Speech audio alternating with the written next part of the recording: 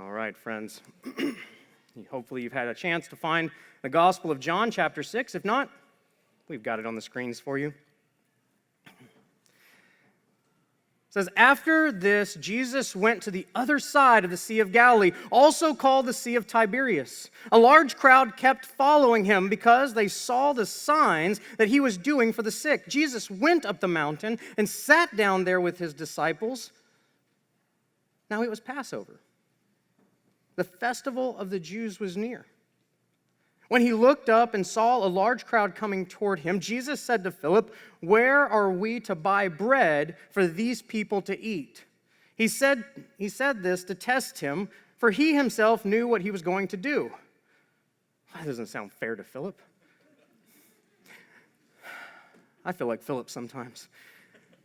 Philip answered him, 6 months' wages would not buy enough bread for each of them to get a little. One of his disciples, Andrew, Simon Peter's brother, said to him, "There is a boy here who has 5 barley loaves and 2 fish. But what are they among so many people?" Jesus said, "Make the people sit down." Now there was a great deal of grass in the place. So they sat down, about 5,000 in all. Then Jesus took the loaves, and when he had given thanks, he distributed them to those who were seated.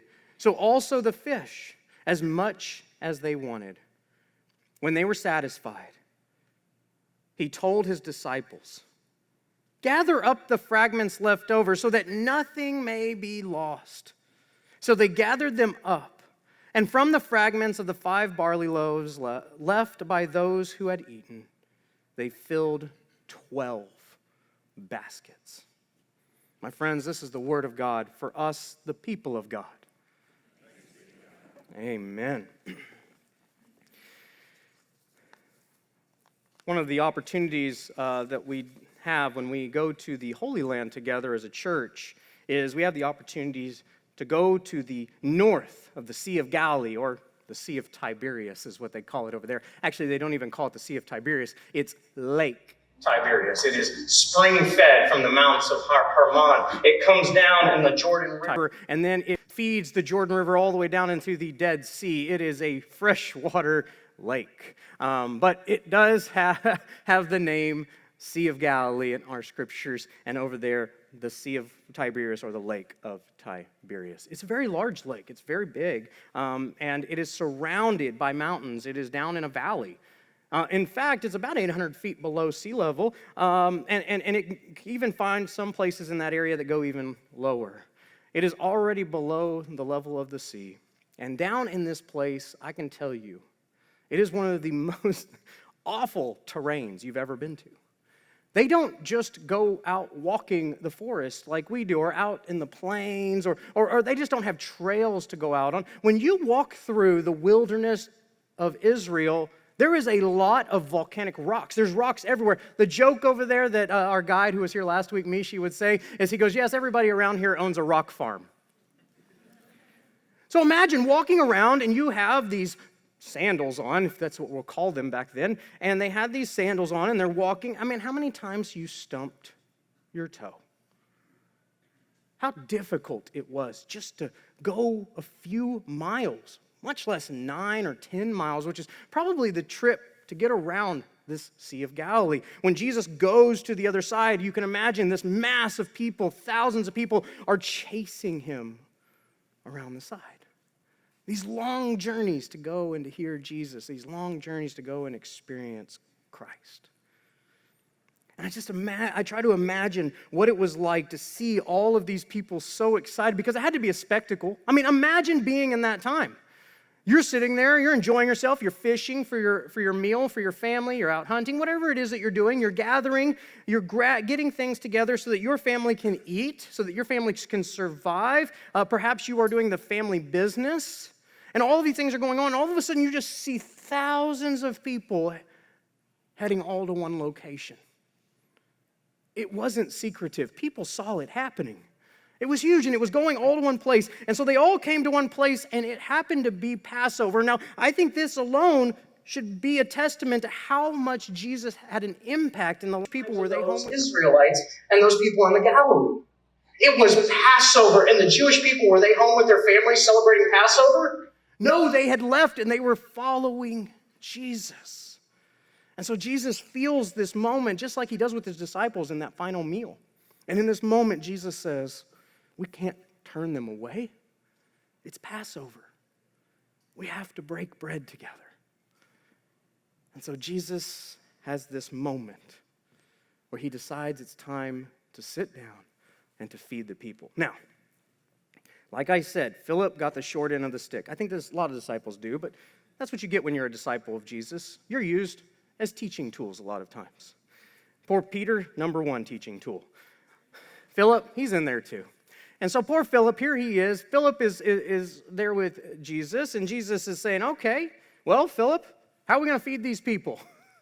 Where are we going to get this bread? Where are we going to get something to feed them with? And Philip says, Lord, there's not enough in the bread that we could purchase right now. I don't think we could afford to feed all these people. Even 200 denarii is not enough to feed everybody.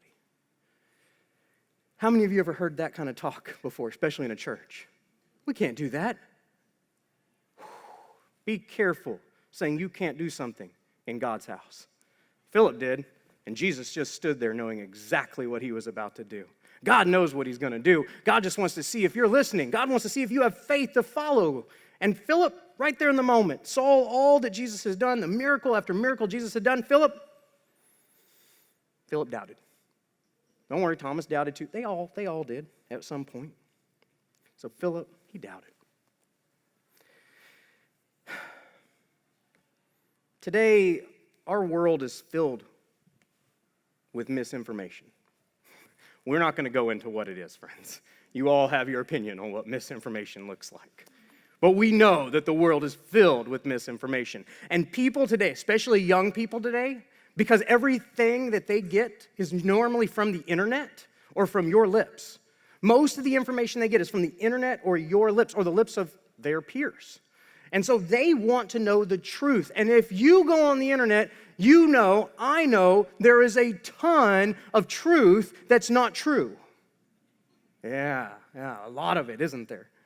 There's so much that's not true. So many photoshops that have happened to make someone look like they're an awful human being when they did nothing wrong, but yet that picture has ruined their life. Right? People who have had pictures taken of them that are taken out of context, right? And now their whole life is destroyed because someone thought it would be funny or entertaining to write something terrible or to make it look as if this person did something wrong. People want the truth today. They want to know what's really happening. But I believe that's not really true. I believe we want the truth that makes us feel good. We want the truth that makes us happy. We want the truth that we want. And so we want the mistruth that makes us feel good. We don't want the truth because the truth hurts. The truth isn't easy. And the truth today is that Jesus truly did a wonderful miracle. And there are 3 ways, probably more, but 3 ways that I want to talk about today where Jesus performed this miracle. And the first way is the way that April has said, and that is the miracle itself was performed by Jesus, right? Jesus performed a miracle, and there's no question. Why are we even asking? Why are we talking about it? Jesus is all-powerful. Jesus is God. If Jesus says those 5 loaves and 2 fish will feed 5,000 people, who are we to say otherwise? And so, we believe that Jesus multiplied the bread, multiplied the fish, multiplied all that was there so that there would be enough for everyone to be satisfied. That's a story we know. But Jesus could have done maybe something a little different. What if Jesus in this moment was really serving the Lord's meal, the Last Supper, communion? We're going to receive that today. And as Jesus is breaking the bread, his body, right, and he is handing this out, it is blessed and it is nourishment. It is nourishment not just for their bodies, but nourishment for their souls. And that small piece of bread that was broken off, like you might see the pastor or someone do today, and that was handed to you was all that you needed. It was all that they needed. And that a small piece given to 5,000 people was all they needed to be filled, because God worked through that loaf, worked through that small morsel, and filled their souls. It's another option. We could believe that is exactly what happened. For me, I think Jesus worked through the people. I think Jesus worked through the people that were there, the 5,000 people that came. When you go to a concert or you go to hear somebody, why are you going? You're going to be entertained, right? You're going for yourself. Why'd you come to church today? Could be for Jesus. Could be because I need to be better about myself. Could be because I hadn't been in a while. Could be because it's the routine of the day. You see, the people were taking care of themselves. They were going to hear somebody who they had seen perform miracles. They wanted to know more for themselves. They wanted to know more about Jesus for themselves. It's not saying that they were only self-centered, but that is the reason that they were there. And so as they were preparing to go, they put everything together. I'm sure they ran and said, well, he's going to the other side. It's a long walk. They grabbed water, right? Maybe they grabbed some snacks. Maybe they grabbed a little bread and they put it in a sack and they started walking, and they walked all the way to the other side, right? And some of them didn't have to walk the whole way. They saw the thousands coming, they jumped in line with them, and they all started traveling to the same place together to see Jesus. And then Jesus gets there, and he is there with his disciples, and he's about to speak, and he doesn't know what to do, right? He knows what to do. He's pretending for Philip's sake, apparently. And so Philip, right, he asks him, Philip, what are we supposed to do? How are we supposed to feed these people? Philip doesn't know. He's not seeing the big picture. He's about to. I think we all are. You see, these people showed up for themselves. They showed up with their own stuff, their own food. The disciples and Jesus led by showing them how to care for each other, by taking all that they could find, the young boy, and they took the food, right? And they fed it to the people. It's all they had. Just a little bit. So Andrew takes this young boy's 5 loaves, 2 fish, brings them to Jesus, and what does he do? I don't know what you're going to do, but here you are. I don't know what you're going to do, but here you are. That's what he says. He says it a little more eloquently, but that's what it is. He says, here you are. I trust you. And Jesus blesses the meal and then hands it out. And what I believe happened in that moment is that the people saw what Jesus did, and their hearts were softened. They started opening their bags and pulling out the bread that they brought. They started pulling out all of the snacks that they had brought. And they started sharing with one another. And then all of a sudden you have 5 loaves, right? That's not going to fill 12 baskets. But the generosity of 5,000, that will fill 12 baskets full. The generosity of people starting to see their hearts soften and sharing with the people around them, giving to others, that's when you see the heart soften. The miracle was in the people. The people had their hearts softened, and the miracle happened inside them. They made a choice to serve. They made a choice to put their own desires aside and to serve each other. And so while they could have been starving, they said, you know what? We're going to share. And they saw Jesus do it, so they did it too. And they began to share with each other. Friends, we serve a God that changes lives. And as the church, we change lives. We do. We bring people into Jesus with our Lord. We bring people to know Jesus. I cannot imagine what it was like to watch this happen in front of you. To watch people who are starving, people who are hungry, people who are oppressed, people who don't have a lot, because the people in the Galilee were servants, friends. They were farmers. They were people who gathered all the things that the Romans wanted to eat. They were the ones that gathered and they sold to the people who had money so that they could survive, so that they could eat just a little bit each day. They didn't go to a restaurant and drop $100 for everybody. No, they could barely afford the bread that they were sharing. And yet Jesus and his disciples, just a small group of people in 5,000, changed lives. Changed their lives. What really happened, friends, is the disciples. Andrew, he's the good one in this story. You see, there's always that problem, right? Okay, we got a bad guy, right? The bad guy today is Philip. Sometimes it's Peter. Sometimes it's Thomas. Sometimes it's John. We never know who it's going to be today. Unfortunately, it's Philip. So Andrew has the faith in this story. Kind of. He does say, I don't know what you're going to do next. But what does Andrew do more than anything? There's another character in the story. There's a boy. There's a boy that's there for who knows why. But he's walking around with fish and loaves. And so what do the disciples do? They don't even know they do it, really. But we do it sometimes on accident as well. Andrew took the boy to see Jesus. He invited him into the presence of Jesus Christ. You see, Andrew brought the child in to see Jesus and to meet Christ. And in that moment, we didn't know what was going to happen, but this boy stood before the Lord of Lords, the King of Kings, and he offered up what he had brought with him. And they fed everyone with it. The young boy got to see the generosity. He had experienced it. And he was part of the group, the 5,000 that were there. That, friends, is where we come today.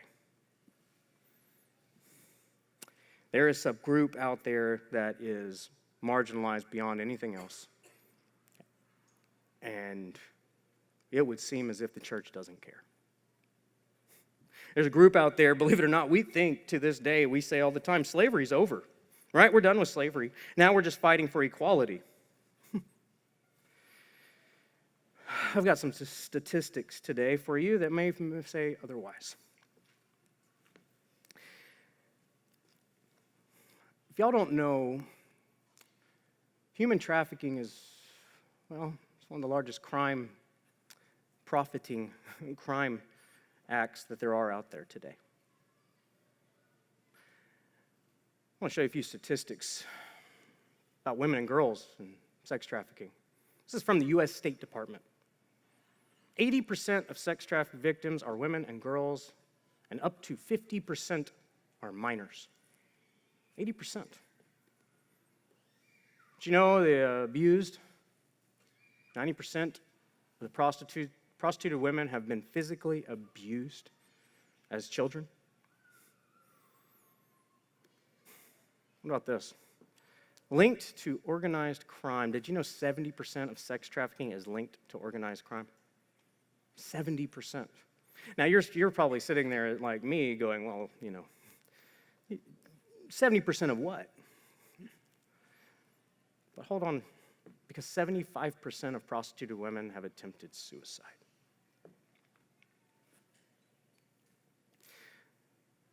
See, friends, if you can read this, it's a little off the screen on mine.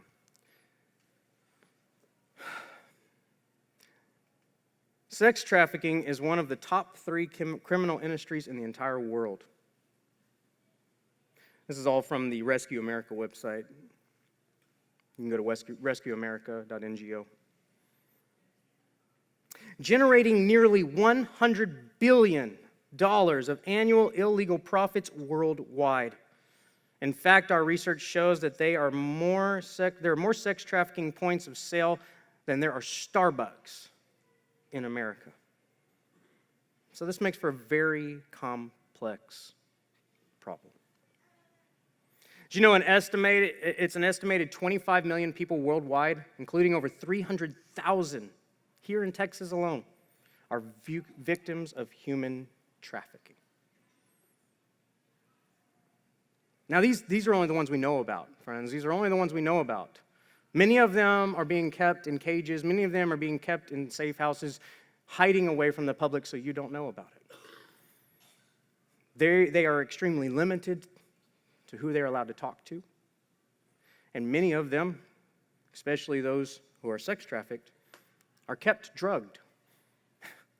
And the irony is, then they're charged for the drugs that they're given to keep them compliant, and they can't leave because they can never pay off the drugs. And so it feels like in that moment, you can't go anywhere. And so many give up.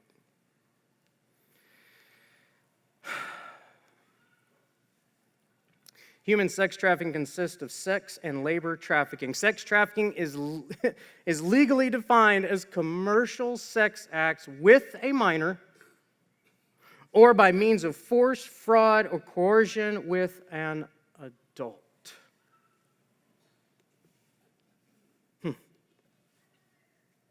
Human trafficking is the business of stealing freedom for profit. We are not done with slavery. We've just changed what it looks like. We've just changed what it looks like.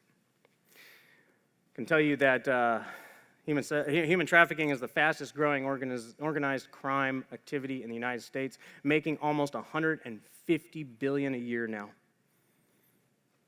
These are estimates, because again, we only know what we know.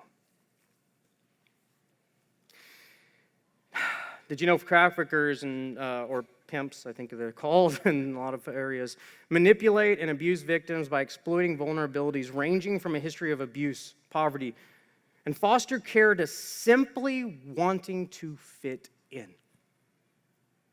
They just want to fit in once they get to that point. They may use recruitment tactics like posing as a boyfriend, offering career opportunities, and threatening violence, or even blackmail. It's not a pretty life. And these people need help.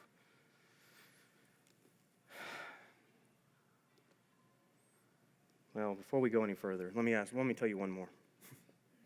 Do you know human trafficking is the business,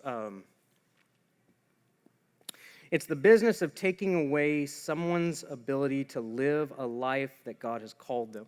A life that is free, a life without people telling you what to do, and a life that you get to choose, and they have taken that away.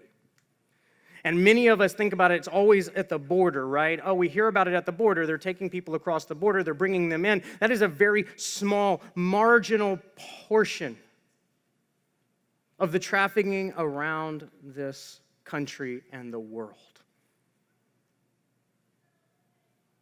So the question that I have is, how do we help? How do we help? Sex trafficking would not exist without buyers. It wouldn't exist without buyers. I'm almost done. My generation is considered the largest consuming generation of all time. We buy our happiness. We buy everything. We work so that we can be happy. Not because we like working, but because we want to spend the money that we make to buy happiness. And we buy a lot of happiness. I can tell you, without going into any politics, that if you mess with the consumer's children, they're going to make you pay. That's all over the news right now. Right? The consuming class is not happy about something, they're going to stop buying it. And when they stop buying it, they're the only ones buying it. They buy a large portion of it. And you can tell, you ask some of these organizations right now and some of these corporations, they're hurting because they messed with the largest consuming class in this country. Unfortunately, it has a dark side to it too. That same consuming class, the reason that I believe and that I can read that human sex trafficking continues to grow is because my class continues to need to be happy. And so my generation is buying, and so are the generations around us. They're buying this stuff. They're buying the things they think they need. They're buying something to try to make them happy. And it is destroying the lives around us. So I believe the church should be on the front line, friends. I believe we should be in the front of all things, that we should be out in front leading people through this. I believe that we have the opportunity to be like Andrew and to bring people, just bring them before Jesus, and then let Jesus work. Let Jesus work. But in order to do that, we have to get involved. In order to get involved, we want to start off by doing something small. It's always good to start small, isn't it? It's good to start small. And so we have these tickets that April was telling your children to go get. We have these tickets, and you can find them over here, right here. See the table they're pointing at? It says you're welcome, next to Gary. He's over there. Y'all can drop by, grab one of these, and they're very simple. We even tried to make sure that they were in the size packaging. Y'all know the hot dog wieners, the hot dog buns ratio, right? You have to buy 2 packages of buns and 3 packages of wieners to get 24. Okay, so same situation, same issue. But Reverend Vicki Campbell did a lot of work to make sure that 12 bottles of water, 10 sweet packs, to know exactly the size they already come in. So if you would grab one of these, 2 of these, 3 of these, we have a feeling we're going to run out. We hope we run out. We'll bring more next week. If you could bring these back by the 25th, and on the 25th of this month, we're going to pray over them, we're going to consecrate them, we're going to send them out. And what these are going to be snacks for people who are hurting, people we are trying to get out of that life, people who are getting back on their feet. It is going to be snacks for people who need hope. And you're going to be able just to offer that. And that's so small. But like the young boy who brought just 2 fish and 5 loaves, a small snack can go a long way with Jesus. And so I want us to think about and pray about grabbing these, buying just a little bit, and giving back to a group that is in great need.